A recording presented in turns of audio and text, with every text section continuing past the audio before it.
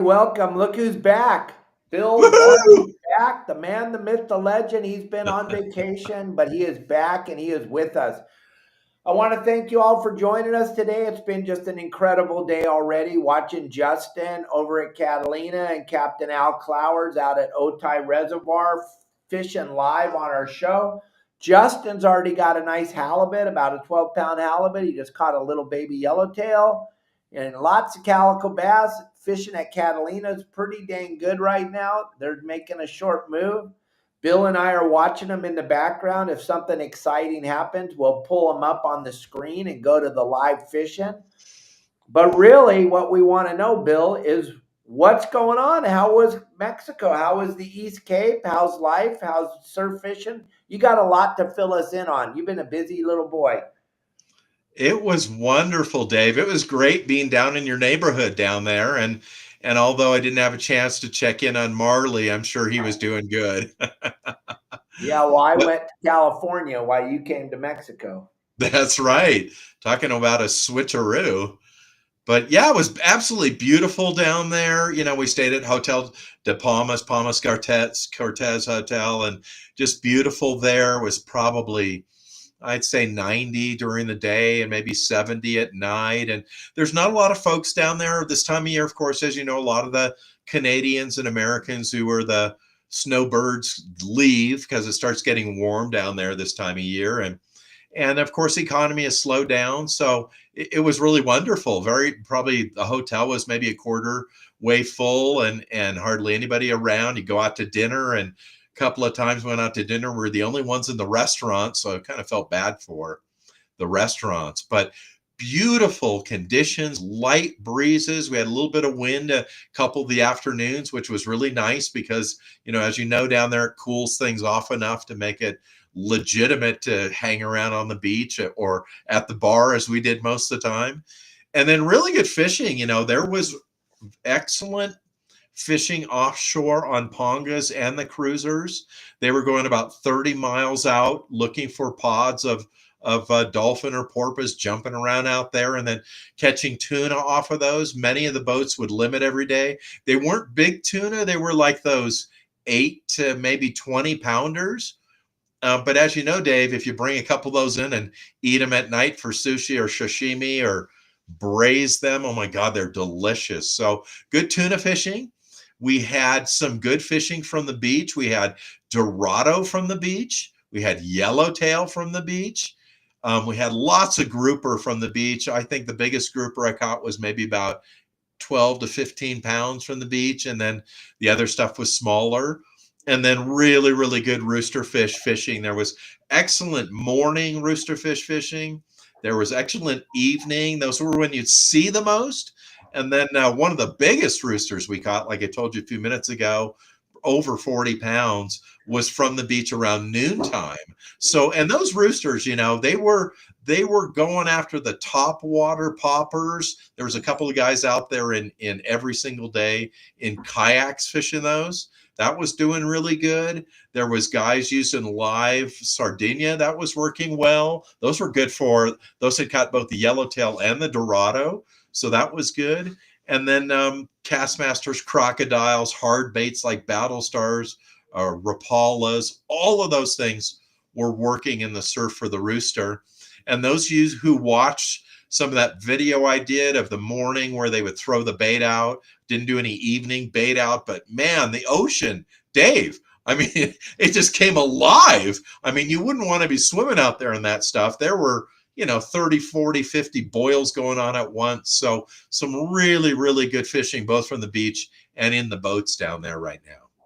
What I was thinking, Bill, when I was watching that is instead of renting a cruiser, I don't know, maybe I'm just out of my mind, but I would take that money and I would put it aside and I would tell the bait guy, listen, every morning, Bill and I are going to be standing here. We're going to give you $200 to set on your ponga and chum.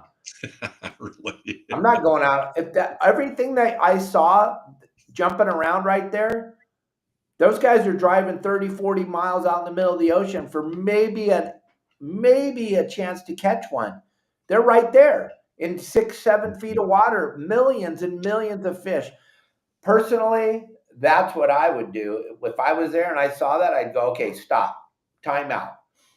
Everybody, if you know how to cast, you guys are going on a ponga tomorrow, you're going on a ponga. No. Let's gather our money together. Let's buy 5 buckets or 6 buckets of bait and have them set there and throw one at a time off the back of it. We'll pay them for the day to sit there. That looked incredible. That would be perfect for me. And then you tell them, hey, Jose, come in here to the beach. We're going to buy you lunch. Keep the ponga, keep that bait live. We're going to go have some lunch, have a couple cocktails. We'll go back down there and put you back out there again and have you chum for us in the afternoon some more. I'd look like way more fun than getting on a cruiser and driving all over the ocean for a chance to maybe catch a baby yellowfin, Bill. I don't know. That's just me.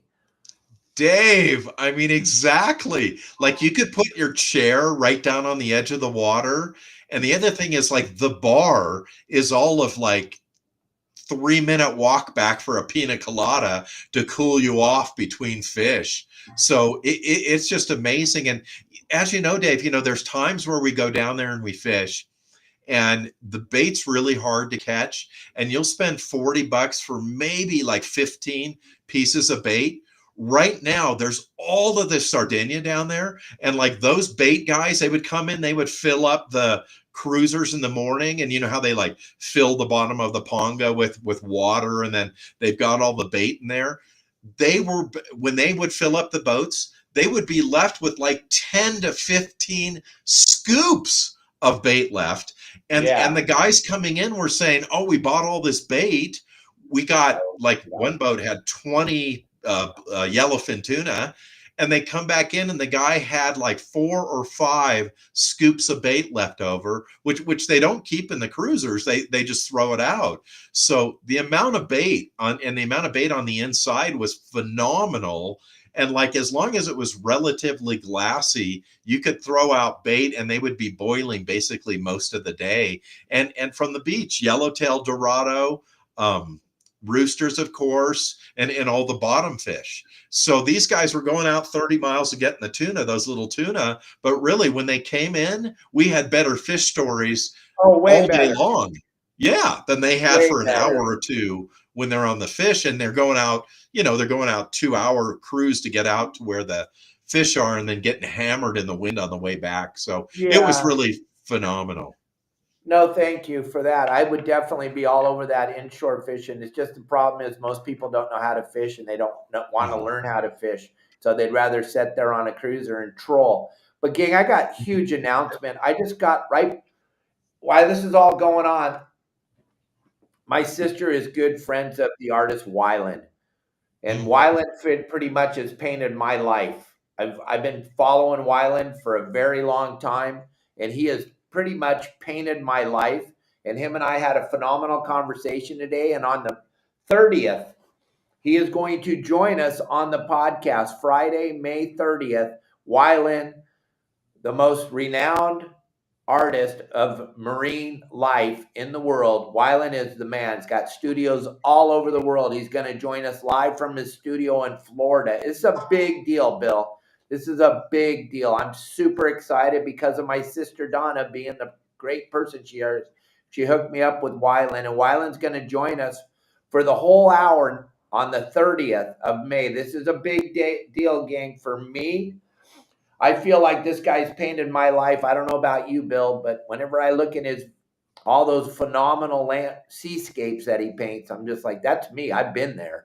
And you and I spent a ton of time underwater. It's pretty cool to see the stuff he paints, right?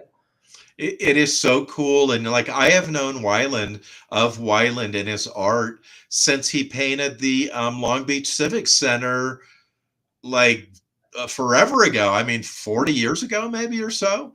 And also, I don't know if you've ever seen some of his pictures when he was up there painting the whales on the side of the building, but they're really cool. He's up there by himself doing his art on his own, listening to the birds in the background. Fantastic artist, and so much to learn from him because he knows so much about the ocean and all its creatures. Right. And I was telling him that picture right there, the Long Beach Convention, or the Long Beach Arena, the big round building up there, that's the largest hand-painted mural in the world. And I used to talk about it on my on the tours that I ran up in Long Beach. Wyland painted that around the building. Those gray whales on the building are the exact size of the gray whales that travel up and down the California coast. So Wyland's been hooked up with my family for a very long time. I personally have not got to sit down and talk to him. So this is a big deal for me, gang. And hopefully you all understand that. You share this with everybody, because for me, it's a big deal. I don't know if you can tell in my voice, but I'm super excited to have Wyland on the show. It's going to be great. I'm glad that he's taken time to come and be on my silly little podcast. I think we're going to take advantage of him being on here. It's going to be insane. We're going to get a lot of really cool information. His art is absolutely incredible. Captain Tiff, what do you think? I don't know where Bill went. He left us, so I guess it'll be me and you talking. Bill got lost. I'm back. His work is just incredible. There's Captain Bill Varney. You had to go potty, Bill? Yeah, sorry. We've got our moments. We've got our moments up here in the mountains with the internet, you know. Yeah, I need Starlink. Thank you for that, Elliot. I'm super excited. I couldn't wait till after the show to tell Elliot, and Elliot's excited too. We're both, we're very excited. It's going to be such a great show. And I don't know if you guys saw the show yesterday, but the show yesterday with Michael Folks and Tommy Gomes, Bill, I don't know if you bounced in or not, but that was an incredible show too. And we went 2 hours, gang, because Michael Folks and Tommy Gomes talking about the history of fishing and the history of fishing tuna and the tuna fishery that pretty much built San Diego. Most people wouldn't even understand it until you sit down and listen to Tommy Gomes talk about it. But we've been putting together some really phenomenal podcasts and having Bill Varney with us every Wednesday. The feedback, Bill, is incredible. And the people miss you when you're not here because you make me look intelligent, which is not easy to do. And Tiff, he's with me every Wednesday, and it definitely adds to the show. And he was kind enough to reach out to you and bring you in. I've been following side by side with your father for a very long time. Him and I have spoke on a lot of stages together. I have the utmost respect for your father, Captain David Bacon. He's been in the industry for a very long time. Those of you that know who we're talking about, you recognize her father by the hat. He is recognized by the hat. Everywhere he goes, you're like, if he took that hat off, none of us would even know who the hell he was. Now, there's supposed to be a bounty for this hat. Oh my goodness. There he is right there. See, Elliot is the greatest producer in the world, Tiffany. You can't, giving your dad the props that he deserves. That right there, that's a legend right there, gang, you're looking at. Channel Islands legend, right, Tiffany? Yep, that's my daddy. That's Captain David Bacon, gang. You guys grew up in Southern California like Bill Varney and I have. We grew up with David Bacon side by side. We're all kind of the old timers. Who'd ever thought we'd be the old timers now, Bill? I know, and what's funny is I have known David since 1977. So 1977 is when I moved to Santa Barbara and became a lifeguard on East Beach. And David owned or ran a little tackle shop market that was in the harbor. And we would go over there, sneak off the beach and get something to eat and hang out for a while and then make our way back to the sand. And I was trying to remember the last time I saw him without the hat. And that must have been 1977. It's been a while. Yeah, he looks pissed right there, but he's not. That's his happy face, right, Tiffany? That's his You don't want to see his mad face. Trust me. No. We're sure you made him. We've sure you made him show it before. Oh, yeah. Well, it would be great to have your pops on the show with me and Michael Folks one day because we're always talking the history of sport fishing. And like Tommy Gomes was saying yesterday, Bill Varney, there's too many of us that are getting to that age where we're not going to be here much longer. So we got to get this stuff. We got to get this stuff in the cans. We got to get this stuff on the podcast. We got to get these stories out there, because at the end of the day, Tiffany, all we got is our story. Yep. And your dad has some epic stories. Bill Varney and I, we get to sit and tell our stories every Wednesday, which is really special for both of us because we love sharing. And Bill, you talk about it all the time, how the guy that taught you about surf fishing said, it's up to us to pass this down the line. Exactly. And he was Fred Oakley. And, you know, in the surf fishing world, if you look back, and Michael, of course, knows this, in the 30s and 40s and 50s and beginning of the 60s, surf fishing and shore fishing and fishing from piers was super popular. Was before the advent of all of our party boats and so forth. And people had, the only way to get out into the water was either have your own boat, which not many people had, or be on the pier or a jetty or something like that. So as time went on and the 60s came about, so many people stopped surf fishing in the 70s and lost all of these traditional techniques that came about over really decades of fishing the coast. And then, you know, when Fred got sick and it was getting near his ending days, he said, you know, Bill, if it's not for you, nobody's going to know about any of the stuff.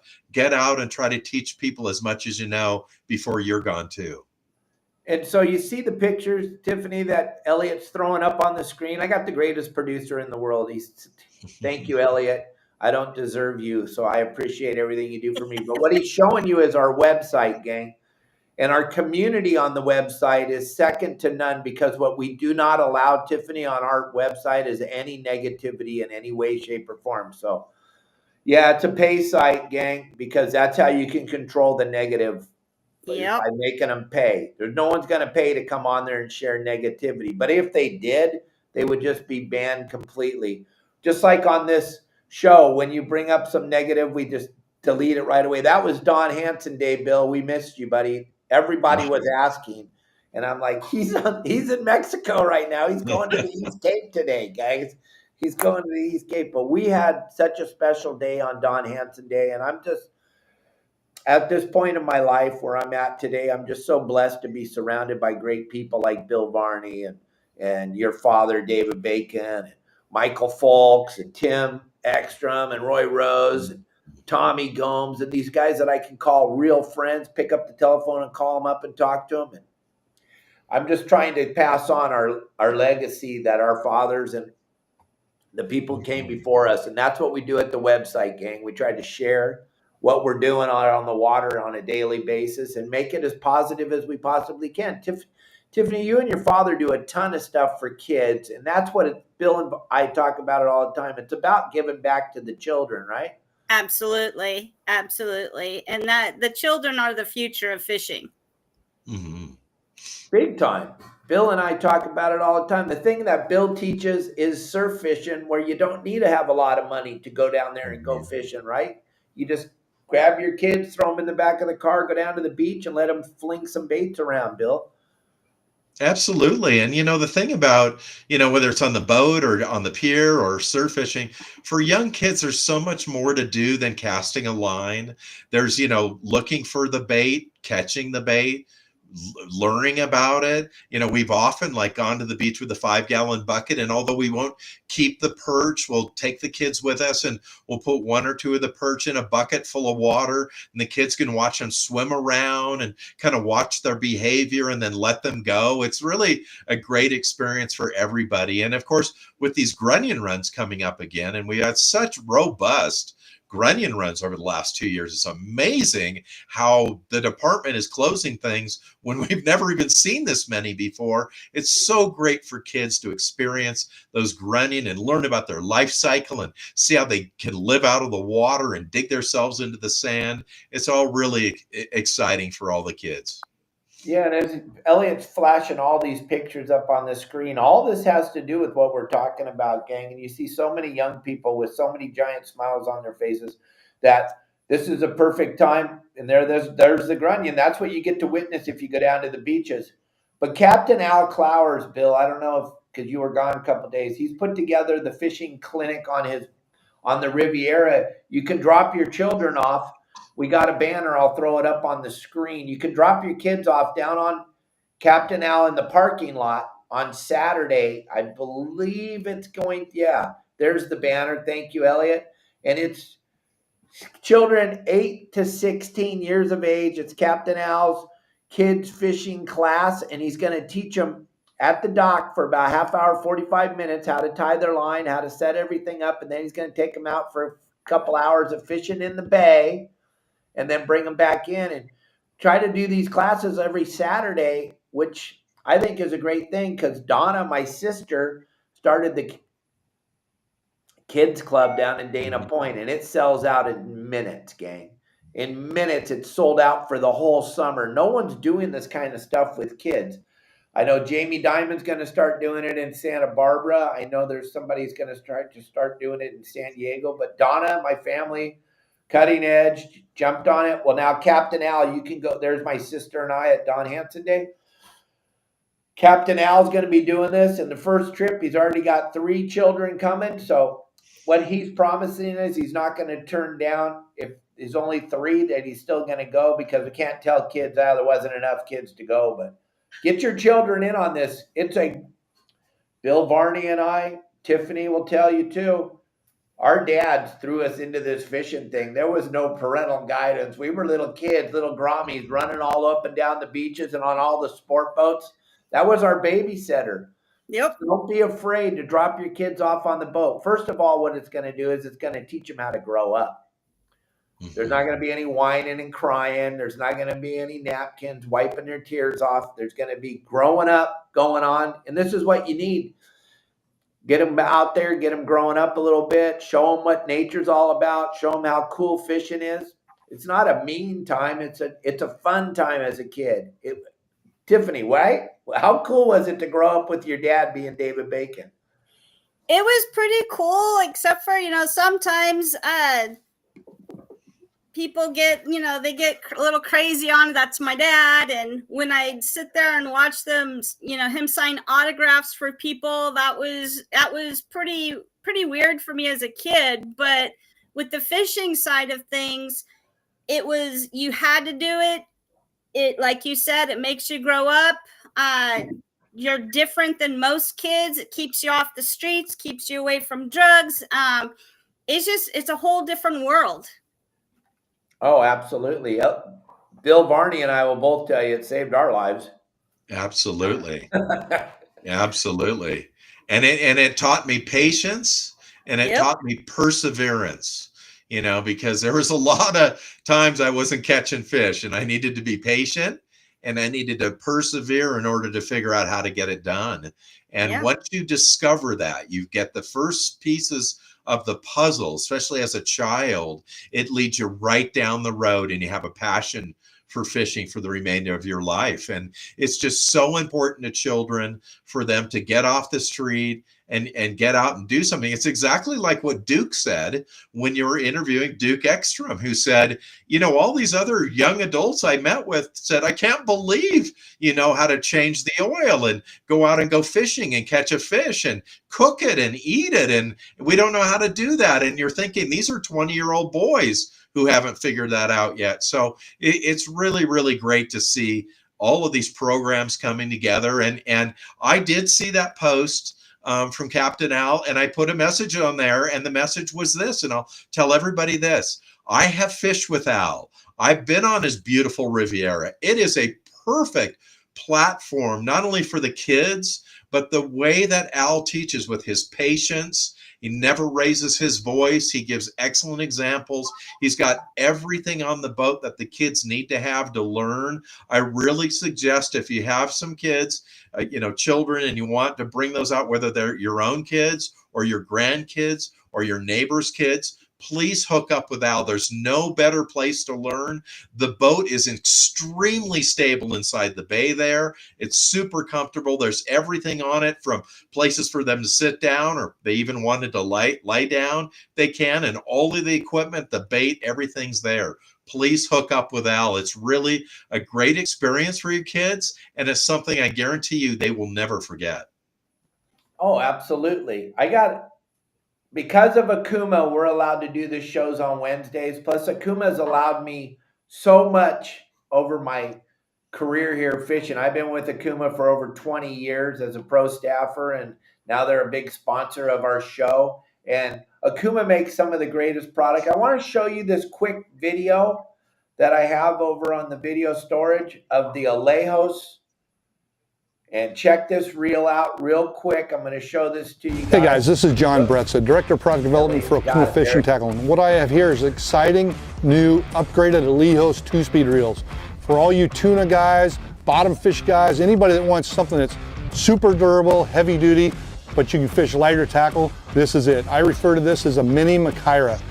So what we've done with the Alejos updates is that we've taken the dual force drag system that's in the McCarty and we've mirrored that inside the new Alejos. The other thing that we've done is based on popular demand that we've heard from you anglers out there is that we added a thrust bearing. The same thrust bearing that you'll find in the McCarty is now in the Alejos. So when you fish at really heavy drag pressure, you're going to eliminate any handle binding and you're going to have great free spool and you're going to be able to really put the wood to these big tuna. The other thing that we've also done is that one of the keys to the McCarty drag system is a drag cam and the actual ramp and what it can actually achieve from free spool to strike, but more importantly, from strike to full when that fish is in the depth circle. The McCarty outperforms everything else, and what we did is we copied the McCarty drag cam and put that in the Alejos. So some great benefits there. The other thing, just like the previous Alejos, you have 17-4 grade stainless steel gearing. One advantage that you do have, even though I call it a mini McCarty, one advantage that it does have is that there's a cast control system. So you can adjust this to real heavy pressure. Say if you're up in Alaska fishing halibut, you got real heavy lead, you can slow that spool down, or you can do micro adjustments for say casting sardines or something like that on the West Coast. The new Alejos is going to be backed by a 3-year warranty. This product is now shipping and in the dealer's hands right now. If you want to find out more information on the Alejos, check it out on okumafishingusa.com. Oh, yeah. Thank you very much for that, Elliot. Awesome. Great video, John. Hey, DB Customs over here on the right side leaving some, I don't know if you see his comments, Tiffany, but that's my buddy Dave Burris. And the comments are over on the left-hand side. Jeff, another good friend of mine from Huntington Beach, really good guy. He said you're like an artist making rods, Tiffany. And you won the Batson contest right when you were first starting? You won first place in Batson's contest? That's what Dave Burris is telling me. I don't remember my first contest. I think the first contest I did was out in North Carolina, and I won that one. And then I took top 10 in the world. Oh my gosh. I don't remember. I mean, I've gone to so many different tournaments. I don't remember. Okay. I'm sorry. I don't remember which one was what. That's okay. I don't really look at the tournaments as if I won or not. I just wanted to see where I am with everybody else. Well, these and if guys I can match with them, and I'm doing good. These guys know who you are for sure. They're all making comments. They're sending me text messages. Dave Burris, good friend of mine, longtime rod builder. He's got the utmost respect for you. And that's kind of what Bill Varney brought you on here for. I know we've been throwing all kinds of stuff out there really quick, but it's interesting to see. He's a world-class rod builder, guys. Well, she didn't have much of a choice, though, did you, Tiffany? No, we all got thrown into this industry when we were young. That's right. But what was it about wrapping rods? Because I tried it a couple times and I just didn't have the patience or the wherewithal. What was it about it that got you? Because something had to stop you from fishing to sit down and wrap the rod. That's why I couldn't do it. I don't have that patience. One of the things was when we were out there fishing, somebody tried to use my rod. They pulled it off the rack. They dropped it. They stepped on it. I was heartbroken. And so my dad says, well, it's time to learn how to fix. And I'm like, okay, where do I start? And so, he walked me through how to, and it was one of those things where I was lame. I brought one rod, not two. I went against what my dad said to do. So now I had to learn how to what we call ghetto rigging it. But he gave me monoline and I had to, with his little knife, I had to scrape off the old guide and wrap the new guide on there, even though it was a different size and wrong size, but it kept me fishing for that day. And I had to wrap it with monoline. So it wasn't the prettiest looking thing, but it worked. Well, that's the basic of it. Your rods are beautiful. It's a talent, gang, and it takes a ton of patience. And your dad must be, like Jeff just said, your dad must be so proud to have such a phenomenal rod builder. There's a ton of patience involved, but I know you love to fish too. Oh, yeah. That's what I was saying, to stop Tiffany from fishing and get her to sit in that rod building closet and wrap rods. That's a dedication right there, young lady. It's one of those highly addicting things. When you first start, you don't realize it, but once you sit down and start your first rod, it's very highly addicting. It's also very time consuming. So, rod building is also very therapeutic. So it's kind of like a 3-in-1. So if you want to start rod building, just understand you're going to get addicted. The way you do it is just, gang, when you see it, well, it's like Dave Burris. He makes those bass and the Dorado he wraps those. He said he's talked to you back when you first started. He's on here right now talking again, but he wraps those fish, which are incredible. I got a bunch of them right behind me, above me, into the rods themselves. He's an artist making flags and all the other stuff he does. How you guys do what you do is just absolutely amazing, right, Bill Barney? It really is, and Tiffany, can you give us a little bit of an overview of who trained you and how you got started? Now, I know that, once you learned how to wrap rods, you wrapped your own rods and you sold them in your shop and you sold them at the shows, but you've taken your rod wrapping business to a whole new level right now. And I wonder if you could just kind of give us just a quick overview of how you got started and then like where you're going now and how we can all participate. Yeah. Very beginning, well, you heard the story of how I was forced into fixing my guide by my dad. Exactly. From there, a guy named Mitsu, who is from Japan, who was our local rod builder here. He taught me how to set the components up, pick the components, yada, yada, yada. And I started building more and more there. And then Doc Ski picked me up and took me under his knee and really taught me, how to make straight lines. Because my lines were like, woo, how to make straight lines, how to weave, how to make your own design. So Doc Ski really took me out of my shell of rod building and really showed me a whole new world of rod building, something that I never even fathomed, something I've never even dreamed of, that you could take a picture. Somebody can send you a picture and you can put that, weave that onto a rod and make it look exact like the picture. To me, I always thought that all of these pictures that I saw of his were just stickers. No, those are not stickers. And this is not a sticker. This is art, is what he would say to me. So he showed me how to do it. And I was I was stunned. I was like, I never imagined 9,000 threads that you're working with and creating something that is just, off the chart. So from there, after I learned how to do it and, got comfortable to where it was just, okay, give me a picture, boom, I can do it.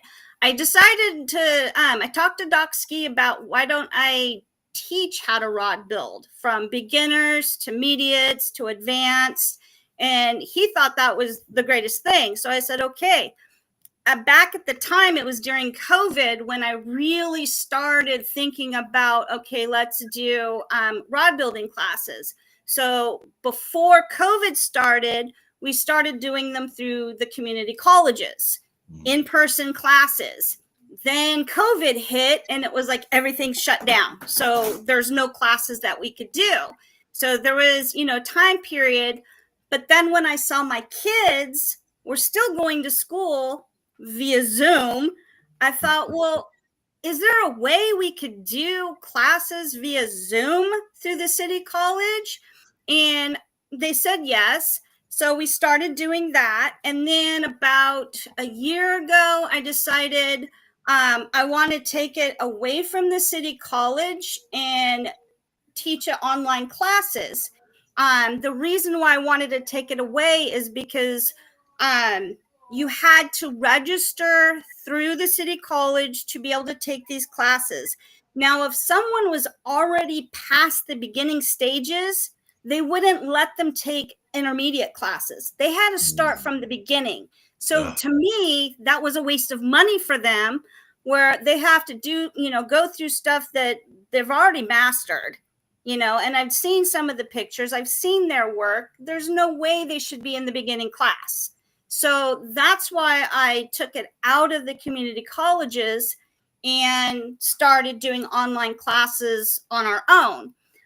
So we've developed, a program for both beginning, intermediate, advanced, and each of them is a curriculum. So they're going to really be, and we walk them step by step. So it's live. And then there's also questions to answer. If they have questions on the lesson, we can stop. And it also made it to where I didn't have to keep it in the school's time frame. So if somebody, because everybody learns at a different level. Some learn fast, some learn slow, some are in between. But I didn't have to worry about, okay, it's 5 to 7. Okay, 7 o'clock is here. We can't talk about this anymore. We have to cut off the Zoom, or we have to leave the class. You can't stay past a certain time. With this, if someone having a problem or needs help, I can stay right there and help them. If they miss a class, I can schedule another time. Like, okay, let's do makeup classes on Saturday. So meet me on Zoom at such and such time. And I can walk you through this instead of, you're lost back there. I'm sorry, the school won't let me continue. I can't log in because it's not the correct time. Does that make sense? Mm-hmm. So it makes a lot of sense. I wonder too, Tiffany, when let's say I'm a student, when a student comes to you and signs up, is it a class that we just sit back and watch? Or do we interact by having some of our own equipment to wrap with, and then wrap a rod, and then we go back and forth when we see you along with our progress? That's one of the beauty things about it is a lot of people will take it as, where they're just sitting and watching it, kind of like a lecture, lecture class. And others will take it and they'll actually be doing stuff, following along with what I'm teaching. So you can do it either way. You can do it as a lecture, or you can do it, hands-on at the same time. And then, like, let's say that I was going to build a rod. Where do I get the rod components, and where do I get the wrapping machine and all of those things? The easiest thing for people to do is if they go onto my website, vaguerods.net. We've got all the, different manufacturers, machines, different components, all the rod building stuff that you need at rock bottom prices. A lot of the manufacturers, because it's kind of like a school I'm teaching, we get student discounts for them. So they get it at a cheaper price than if they were to go into their local mom and pop shop, or, a big brand or something, they'll get it at less. So if I'm in the market, which I am, for a jig casting rod, do you sell sets where, like, you'll match a blank for me with the guides I need and the rod butt and reel seat and all that stuff that I need? And can I buy all that from you, like in a kit? Yeah, absolutely. Right now we're working on more kits. But if someone just emails me and said, this is what I want to fish for, I want, hypothetically a 7-foot rod, and they tell me what, the size of fish that you're targeting, then I will, suggest a kit together for you. So we have already kits that are on the website now, but I'm adding things together as we go. And Batson Enterprises is one of my sponsors. So as they get new stuff in, they have, then I'm putting more stuff together. As if we figure out what people are more fishing for, then I put more stuff together for them. Yeah, well, you've built my surf rods over probably like the last 7 years, not only for me to use, got one right here, let me grab it, but also for my customers to purchase. So is that something you would teach also? If somebody wanted a surf rod, you could match them up with the right blank, the guides and everything, and then instruct them how to complete it? For if they want to do surf fishing or whatever type of fishing, if they started on the beginning class and they said, okay, this is what I want to teach, what I want to learn to do, I'll walk them through that, because we'll have like 9 or 10 different people wanting to make 9 or 10 different rods. Building the rods is the simple part. Then we go into, they're going to learn your basic diamond wrap on the first course. And these are 6-week courses. These aren't one day, we call them wham bam thank you ma'am type classes. These are actually courses for 6 weeks, and you're learning from start to finish on a rod. But you're not just learning how to build a rod. You're going to be learning the functionality of rods. You're going to be learning the different components for the rods. You're going to be learning the language of rod building, and it also gets into the nitty gritty of your power and action deflections. So it's not just, okay, I know how to put this together, but I really don't know what I'm building, but I know how to do it. You're going to learn all about it from, in the roots of it, like grassroots of rod building, not just building a rod. You're going to learn what you're building and why you're building it. And even though these are Zoom classes, are they interactive where I can ask questions, answer my questions? Absolutely. That's great. That makes it easy. You want to take a class, Bill? You better sign me up. Now I know other people are thinking too, what do you charge for your classes? And also, like, what does it cost to make a rod? That's a good question. What it costs to build a rod is all going to be dictating on which blank and components you choose. I mean, you're looking at anywhere from $75 to thousands of dollars, and it all just based on what you want. The components, they range in a variety of different things. Same thing with the blanks and stuff. So it's really hard to say how much a rod's going to cost to build because of all that. As far as the classes go, it's pretty cheap. For your beginning class, it's $45 for 6 weeks. Intermediate class is $50. And then we've got the advanced and the private lessons too. So, I mean, to learn how to build your first rod, $45 for the class. And then we'll discuss in the first class what you want to build. And then that's when I'll, recommend what you need before you actually build it. You're not charging enough. That's what everybody says, but I'm not the type that I want to gouge people. I mean, this is an art, and not everybody, if you think about how much it's going to cost them, for if they're going to do something, if they're going to learn to go into business for themselves or something, if they want to get equipment, there's the cost of the equipment, or they can do the old school way, which, I give them in the beginning stages, like in the beginning class, that you can either do it the hard way, which is the old school way, or you can buy the equipment and be a lot faster. So there's 2 ways, because not everybody can afford getting all the equipment, all the material, anything. So I teach them how to do it the cheap way or the expensive way. The expensive way is better. There's a lot more, stuff to it. But if you can't afford it, you can still build a rod without having to do it. It's going to take you longer. You're going to have to learn more patience if you don't already have it, but you can still build a rod without all the fancy equipment. Man, go ahead, Dave. Tiffany, there's people, one of my good friends, Lisa's on here, and we're all trying to wrap our head around this. $45 for 6 weeks. That's it?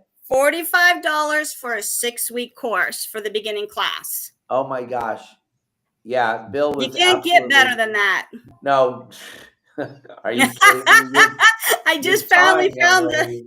Your time, and you are an artist. You've already set the bar way high. So you've got street cred already on your side. You know, you make a phenomenal product, and nobody in the industry can tell you don't. So to think that you're doing these classes for $45 for 6 weeks, Lisa, yeah, wrap your head around that, everybody, and think about that. And then, like Tiffany was saying, though, it's a commitment. You got to get a table. You got to get all the equipment. You're not going to buy a spool of thread, and you're not going to buy 6 guides and a rod blank and make a rod. That's not how it works, gang. Right. Tiffany, that's why she's telling you $45. Okay, but it's not $45 if you go and you buy all the stuff at the end of the day, just for fun. I'm just trying to help you. I don't want to do it. I have no desire to do it. I don't have the wherewithal or the patience. I got ADD really bad, so I can barely stay focused on a 1-hour show. Let me tell you something, though. I have ADHD too, and both my boys have ADHD. And this project, rod building, and my boys have actually been able to focus from start to finish on it. It's something about rod building, same with fishing, that you can have disabilities and you're able to do it still. Well, that's what Dave Burris is just saying. DB Exactly. Customs. He's saying it's his way to mellow out and slow his brain down and just concentrate on something. I don't know. But I trust both of you in what you're saying. But let's just say, like Bill was saying, to get in, Bill Varney wants to get in your class, $45. He's in 100%. He's going to do the 6 weeks. Gang, you got to understand there's an initial buy-in, and you have to have an area, right, Tiff? You can't just lay out a 6-foot rod in a 4-foot room. You can use your kitchen, your dining room table. I do. Okay, thank you. This is stuff people, I'm just trying to help you to sell the product. That's all. And I just want people to understand what it takes. And you need a little table to roll the rod on, right? And a chair to sit in. And a chair to sit in. And then the drying. What's the drying? How long does it take to dry the rod?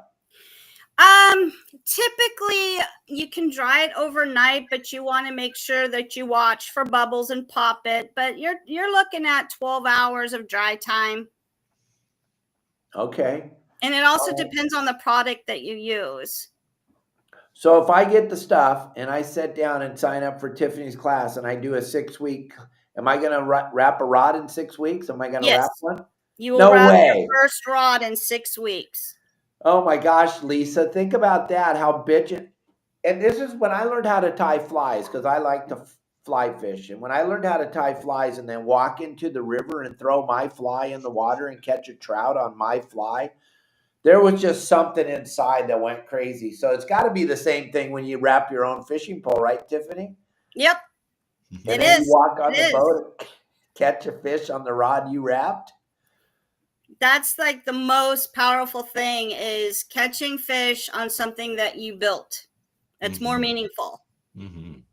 Absolutely. Oh, yeah. And you know, Tiffany, think about this. When Dave and I were kids, we used to hang around the tackle shop, occasionally think we worked there. And like your rod, about that. our dads would like hand down to us like a Roddy rod or these rods that were made in Japan back in those days. And like if a guide broke off or something, we had really no way of fixing it. And we really didn't know. Not only did we not know about it, but there was nobody to teach us.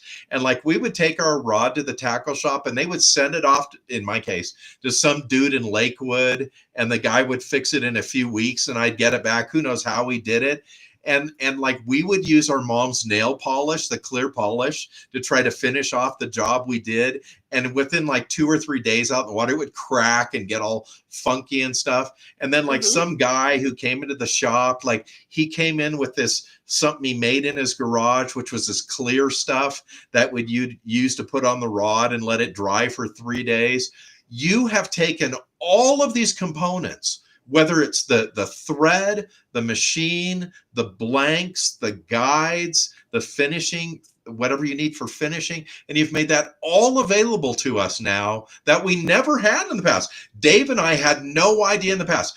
Dave and I would literally use, because they didn't have duct tape in those days, electrician's tape to hold our guides on. Sometimes I'd hold my reel seat on with electrician's tape. So we've come so far, and with classes, with all the components, it's totally awesome. So great. Well, you said something in the beginning when you were talking wrapping with monofilament. That's how I learned when I was a little boy. On the San Clemente Pier, Bob Hart had all the rent rods for my dad, and on the pier, and they were wrapped with mono. They wrapped them with monofilament. I don't know what he used as far as epoxy to put over the mono, but they were wrapped with mono. That's how they wrapped them back in the day. Yep. Yeah. And That's actually, some people still too. do wrap with mono. That's a crazy skill because mono stretches, right? So it makes it's got to be really hard to get that tight, right, Tiffany? It can be. It can be. That's what I'm thinking. But then to do what you're doing, to start to do the art. The art, when I see Dave Burris laying that rod out and seeing how many pieces of thread are coming off of that to make that fish, I just look and I go, I can't count that high. I'm just like, what the hell? And see the pictures you're making. Some of the rods, it looks like, like Mike Lewis was saying, it looks like a sticker. There's no way someone could do that with thread. It's just that's overwhelming. What I told Doc Ski. And when he told you that he wanted to slap you because he's like, no, it's not a sticker, young lady.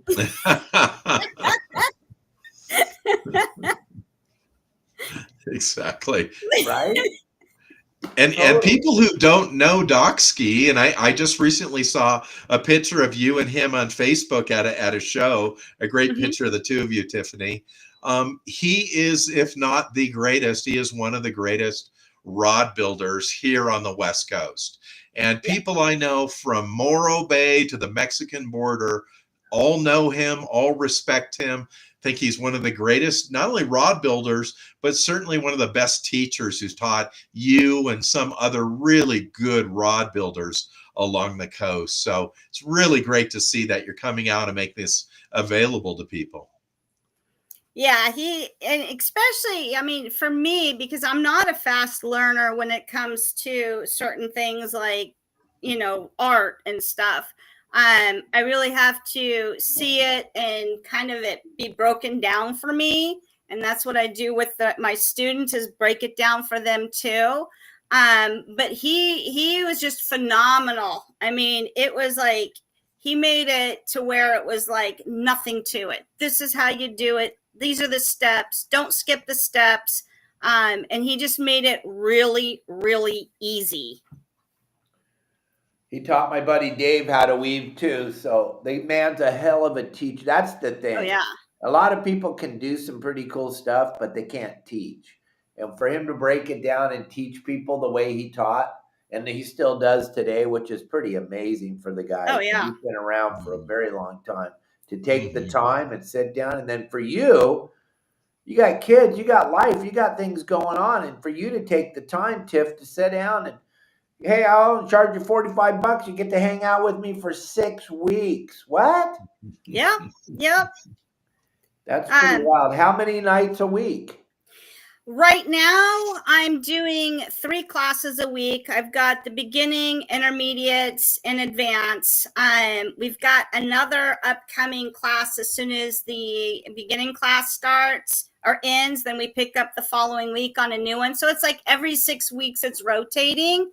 So if they go on to vaguerods.net and go into the class section of the website. It will give you the dates that each class starts and ends.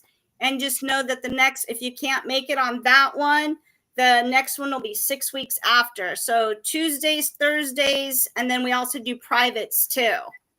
Wow, that's incredible. And yes, Lisa, she's going to be over here on our website. Don't worry. I'm going to twist her arm afterwards. We're going to get her over there on the rod building part of the website. So yeah, don't worry. We'll all be able to get a hold of her. We're going to lean hard on you. This is a part. We're building the best fishing community ever built, Tiffany. It's a different thing than anybody else has ever seen. I've been blessed to have people like Bill Barney and Al Clowers and Justin Botrell and so many different people jump in on this website and help me to make a better community for everybody. And I think you'll fit right in with the group just perfect. And yeah, gang. So I made the cut? Have her involved. What? Did I make the cut? Yeah, I think you're way above Bill and I. That's for damn sure. you have actual skills. One thing I do want to tell people is that rod building in some cases isn't for everybody, but it is something that you should learn, like how to fix your guide and stuff. But if by chance someone says this isn't for me, I want somebody to build the rod for me, I will refer them over to another rod builder. And so to give them the business, a lot of people think that, this is like competition to them. No, it's not. There's so many different anglers out there. Some will love rod building. Some will not want to do it. They'd rather have somebody else do it. So I'll take those people and I'll pass them along to other rod builders.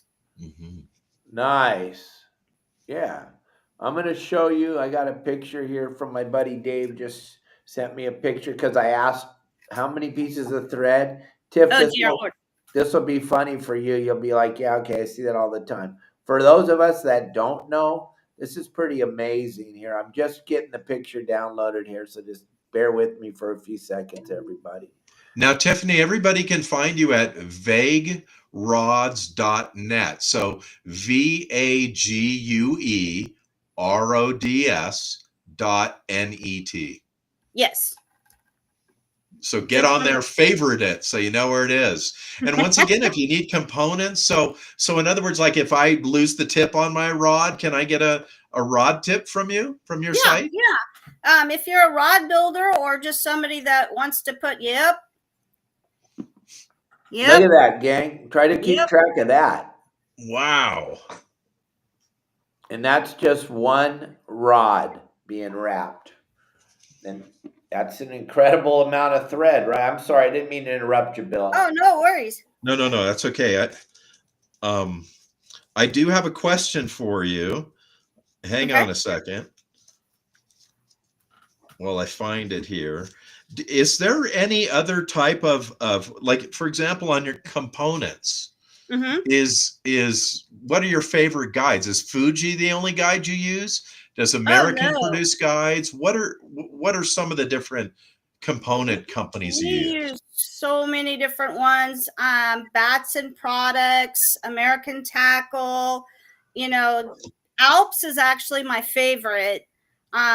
There's Alps, Forecast, Fuji, CRBs, there's all sorts of different components out there that you can use, but I like the Alps. The Alps.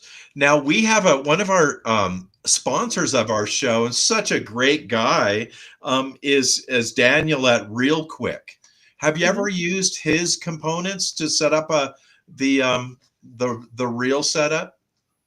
The reel setup? The reel seat. He makes the reel seat? No, I'd have to talk to him about it.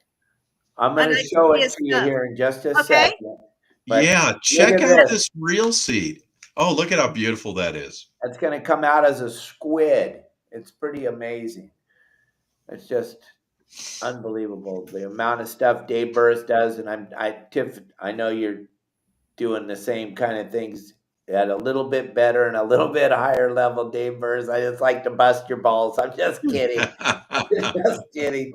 The guy makes some incredible products, but I have a video here. I just want you to see this reel seat that Daniel makes, even though it's not his day. Let's see. Check this out, Tiffany. I don't know if you've seen this or not yet. This is a different way to put your reel seat on your All right, rod. gang, your saltwater guide, Captain Dave Hansen. We're down here at the Pacific Coast Sport Fishing Show.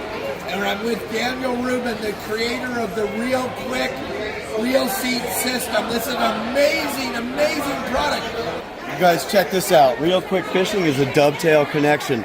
It is in the unlocked position for simplicity here. Comes right off the rod with a dovetail connection. Oh, sliders. No more screws, no more clamps on the back. Goes on the rod just like that, and we can lock this in place. Turn of a pin. This is strong. This is not coming off of this rod. ReelQuickFishing.com. Dave, you want to add anything to this? The really cool part about this is he's up there in Ventura, simplicity. right down the street from your house. So I think you and him need to hook up. That's just something different, a different way. No, none of the screws, none of the ferrule screws or anything anymore. It's a different setup. It's maybe it'll work for you, maybe it won't. I don't know, but check it out. Anyway. Give it a good look. He is one of our sponsors. He is a good human being, and he's right up there in Ventura. So That's not far from me at all. Yep, we'll set you up. Now that you're a family member, you're going to get up close and personal to all the family members. They're going to be leaning hard on you. It's going to be cool. Dave Burris is super excited to bring you over to the rod building section of our website. Check it all out. You'll be the boss over there in a minute. Yeah, I wonder if those are Bill Varney. I can't thank you enough for bringing Tiffany on the show. Thank you so much. I've been following you and your dad for so long. This is an honor to have you with us today. Thank you. Well, it's an honor to be here. Yeah, that's awesome. Isn't that weird to hear, Bill, with Dave Hansen? Really, especially considering that in high school nobody ever paid attention to us. The police. We were like an afterthought. The person who paid the most attention to you and me, Dave, in high school was the principal and the vice principal. And the police. And the police. They were chasing me around like there was no tomorrow. They knew who Dave Hansen was.